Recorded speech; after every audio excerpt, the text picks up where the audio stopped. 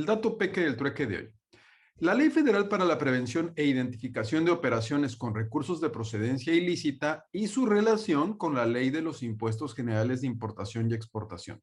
Recordemos que el 1 de julio del 2020 se publicó en el Diario Oficial de la Federación la nueva Ley de los Impuestos Generales de Importación y Exportación que entra en vigor el 28 de diciembre del 2020. Un mes antes, el 17 de noviembre, en el mismo Diario Oficial de la Federación, se publica el acuerdo por el que se dan a conocer los números de identificación comercial, mejor conocidos como NICO, y sus tablas de correlación. El 18 de noviembre del 2020 también se publica en el mismo medio oficial el acuerdo por el que se dan a conocer las tablas de correlación entre las fracciones arancelarias de la tarifa de la Ley de los Impuestos Generales de Importación y de Exportación del 2012 y las del 2020. Pero debes de tomar en cuenta que dicha correlación de fracciones arancelarias tiene única y exclusivamente el carácter indicativo, por lo que no crea derechos y no prejuzga sobre la clasificación arancelaria aplicable a las mercancías. Tampoco constituye un criterio de clasificación arancelaria. En este contexto, la Ley Federal para la Prevención e Identificación de Operaciones con Recursos de Procedencia Ilícita, mejor conocida como Ley Antilavado, fue publicada el 17 de octubre del 2012 y su última reforma se dio el 9 de marzo del 2018.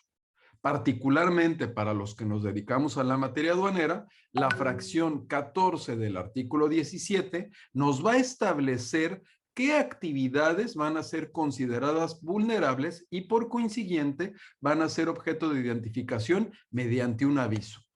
vinculado con la prestación de servicios de comercio exterior a través del agente o apoderado aduanal,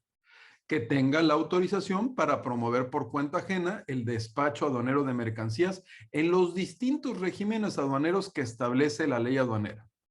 En este contexto, esa fracción y ese artículo establece 6 incisos que contemplan las siguientes mercancías. Primer inciso, vehículos terrestres, aéreos y marítimos, nuevos y usados, cualquiera que sea el valor de los bienes. Máquinas para juegos de apuestas y sorteos, nuevas y usadas, cualquiera que sea el valor de los bienes.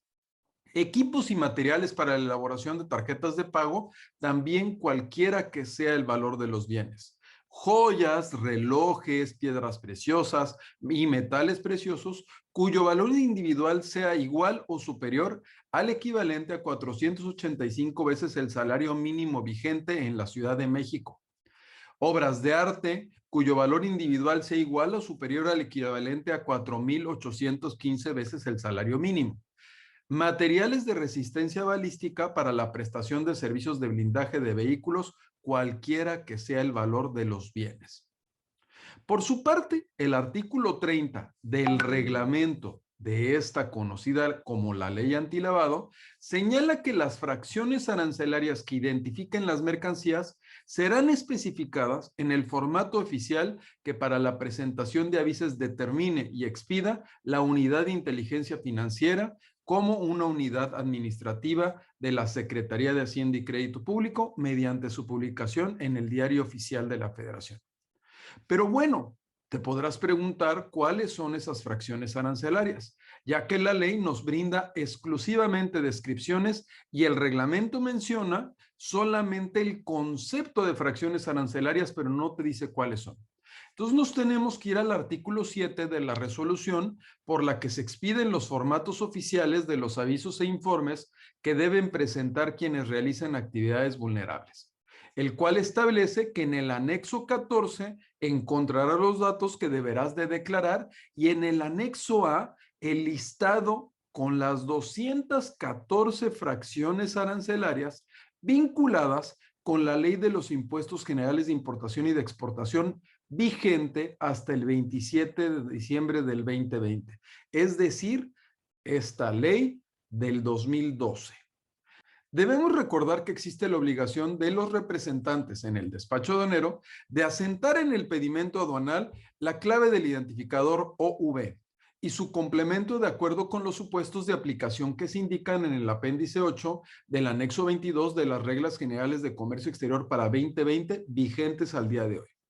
Hasta el momento es preocupante que las autoridades fiscales no han actualizado las fracciones arancelarias del anexo A de la citada resolución. Sin embargo, es importante considerar que cuando se hayan sido publicadas una reforma de los códigos arancelarios, se valore la aplicación de la correlación de la LIGIE 2012 con respecto a la 2020, con el objetivo de que identifiques de manera clara y precisa el nuevo código arancelario que le correspondan a las mercancías sensibles para que presentes los avisos que establece la ley antilavado. Además de que debes verificar si el identificador OB estás aplicándolo de manera correcta junto con el complemento conforme lo que establece el apéndice 8 del anexo 22 de las reglas generales de comercio exterior para 2020 según corresponda. Pues aquí el dato peque del trueque de hoy, un dato que me parece sensible y bueno, pues pediremos que las autoridades hacendarias actualicen ese anexo A porque no se encuentra actualmente vinculado